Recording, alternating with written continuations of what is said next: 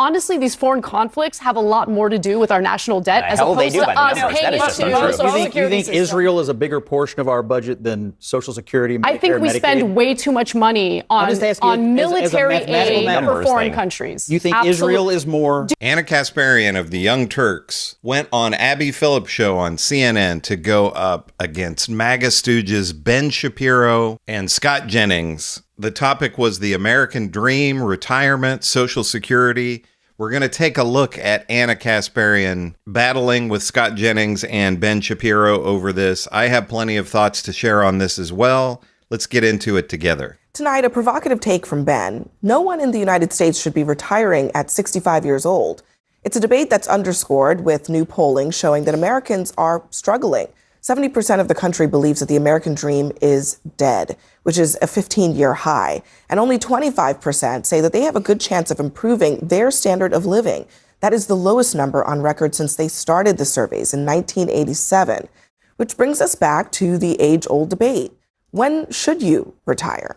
Ben, you're going to be kicking at 69 years old doing this thing? I mean, the life expectancy, if you make it to 65 and you're a dude, is now 83. So the real question that I was asking is, when should the government pay you to retire, which is a sort of a different question than when should you retire. When you should retire is sort of a personal question, and also depends on your definition of retirement. I don't think that, you know, if your goal is to be 65 and sitting on a beach for the rest of your life doing nothing, that the social science tends to say that's not very good for you. You actually should be involved in your community and get involved and still have a side job and all the rest of that. But if we really believe that we can't raise the retirement age and we're never going to change that, we will go bankrupt. And all the talk about cutting at the margins, you know, whatever Doge is doing, that's not going to touch the real driver of the systemic debt in the United States. Women are living to 85 if you make it to 65. Men are living to 83 if you make it to 65. That's 20 years on the public dime. When you're talking about, hold on, when you're talking about the government paying, you're talking about Social Security, yes, which is people's money. Well, it is.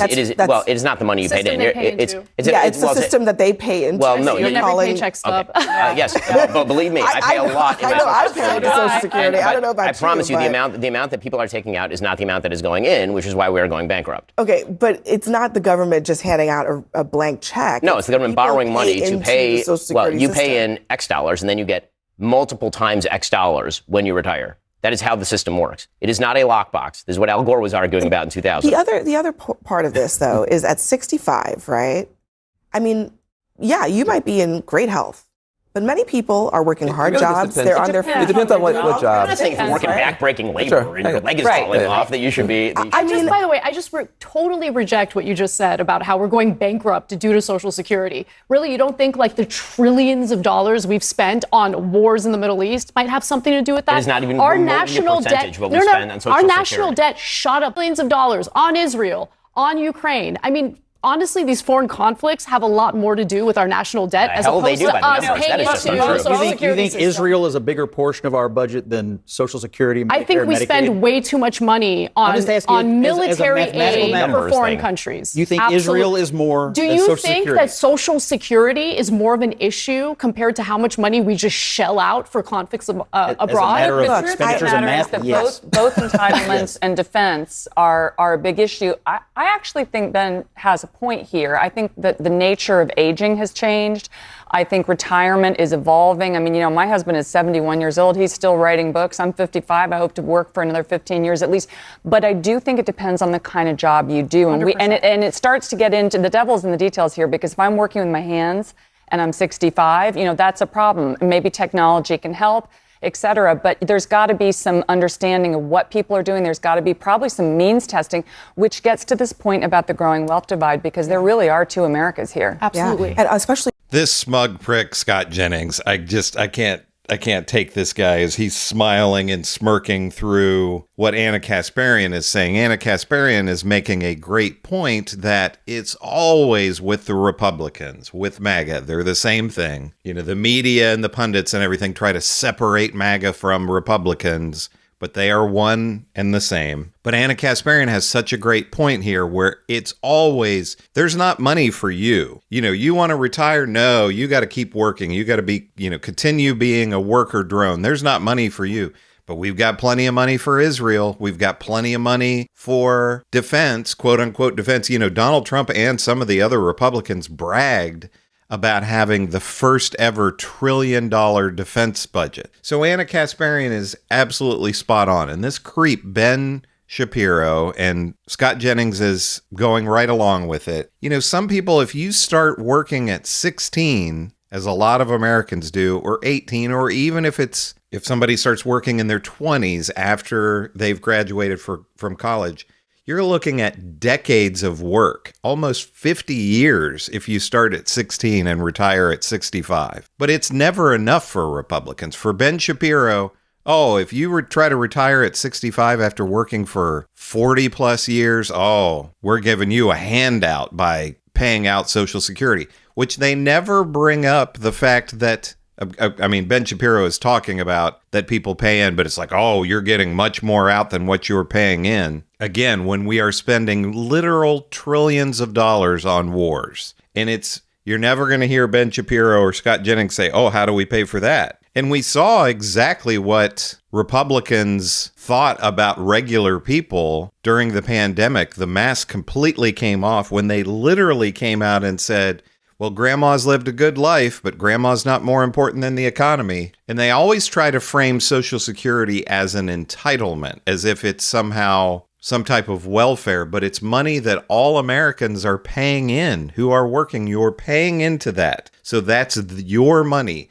If they raise the retirement age, which Ben Shapiro is talking about here, they are stealing money from you. That is your money, not Ben Shapiro's money. A portion of it is his because he paid into it. But Democrats really need to reframe this to say, these are entitlements. Social Security is an entitlement. It's an entitlement because I paid into it, Ben Shapiro. Actually on this issue, because for those of us sitting at this table where we're sitting around yapping our mouths and getting a paycheck, most Americans are not doing that. Arthur Brooks, who some of you might know, had an interesting piece in The Atlantic years ago, and he wrote this: the data are shockingly clear that for most people in most fields, professional decline starts earlier than almost anyone thinks. If your profession requires mental processing speed or significant analytical capabilities, the kind of profession most college graduates occupy, noticeable decline is probably going to set in earlier than you imagine.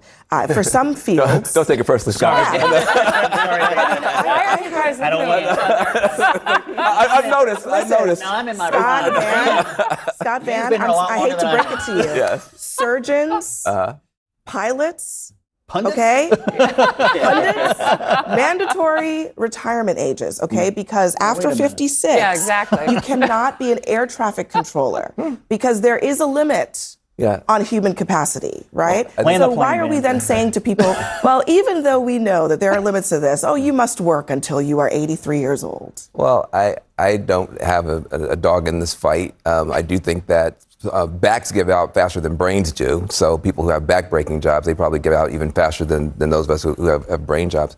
But there's another factor here, which is comparatively, technology is probably going to hurt more than it helps, at least soon. Because however smart you think you are, you're not as smart as artificial intelligence. Right. And so I think that one of the reasons why all this food fight going on between progressives and conservatives is dangerous. This is the moment where you're going to have a bigger gap because blue-collar jobs are going to be done by robots and white-collar jobs are going to be done by AIs. And guess what? You can't blame billionaires and you can't blame immigrants and you can't blame straight white dudes and you can't blame... you're going to have a real answer, and right now neither party does. So a Wall Street Journal poll, most Americans not confident they can buy a home. Right. Most are, 46% are not confident they can pay for an unexpected medical expense. 52% not confident that they have enough retirement savings. That's without the Social Security piece of it, probably. I mean, you would think that if you'd lived through the last few years of inflation, you probably have it in your mind that things are only going to get more expensive, and you start to project 30 and 40 years down the road, and you'd be well-founded in thinking, I'm not going to have enough money. It's an American dream question.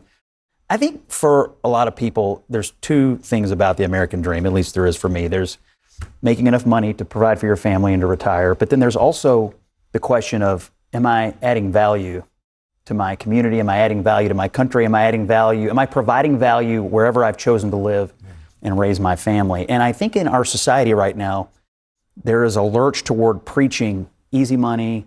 What are we telling people? You can get rich quick in crypto, or sports gaming. We'll put it in your pocket, and don't worry, it's easy. It's easy as just signing up.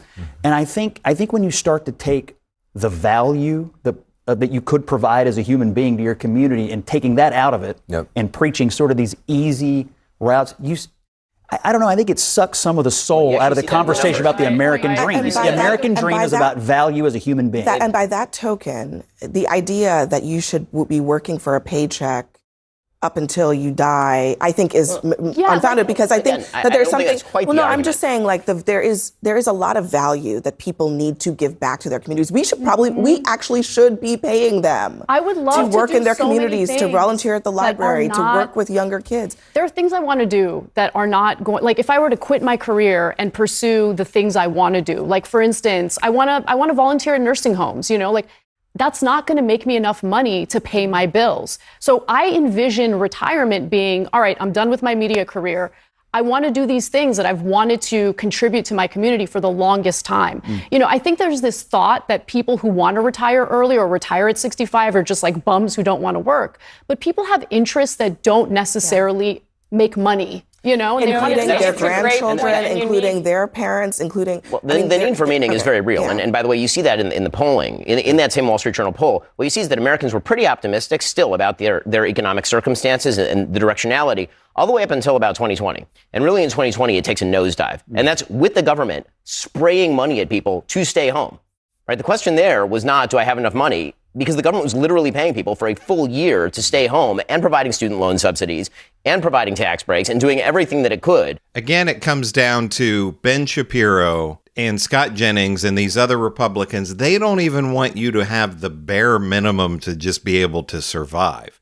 Scott Jennings talks about providing to your community and all that kind of stuff. That's great. But like Anna Kasparian is saying here, most people are literally trying to just live, to just have enough money that you can have a roof over your head and have food to eat and transportation to get to and from your job. For vast numbers of people in the United States, there's not more than that. So Ben Shapiro and Scott Jennings are these guys in these very privileged positions where they're making lots of money. They're probably never going to have to worry about retirement. And yeah, if they're in good health and they want to continue being a talk show host or whatever, they can do that after 65. But most people in America, by the time they get to 65, they've put in their time and they want to be able to have a little bit of some comfort and some ease in life. And yes, maybe spend some time on a beach, as Ben Shapiro says here in a derogatory way. Maybe be able to spend a little bit of time on a beach or enjoying your life, traveling a little bit after you've spent decades and decades just trying to survive. That shouldn't be too much to ask in a country with the wealth of the United States. But Republicans like Ben Shapiro and Scott Jennings don't even want you to have that bare minimum. They don't want you to have Medicare or Medicaid or Social Security. These things that are just givens in other industrialized, wealthy countries. And I wonder with Ben Shapiro and Scott Jennings, would they hire somebody who's 75 or 80 years old to work for them? I doubt they would, unless it was Donald Trump. But let me know what you think in the comments about all of this. Do you agree with Ben Shapiro and Scott Jennings on the American dream and Social Security? Or do you agree with what Anna Kasparian and Abby Phillip are saying on Abby Phillip's show? Let me know in the comments what you think. Make sure to give me a like and subscribe. I'm Chris on Culture, and I will see you in the next video.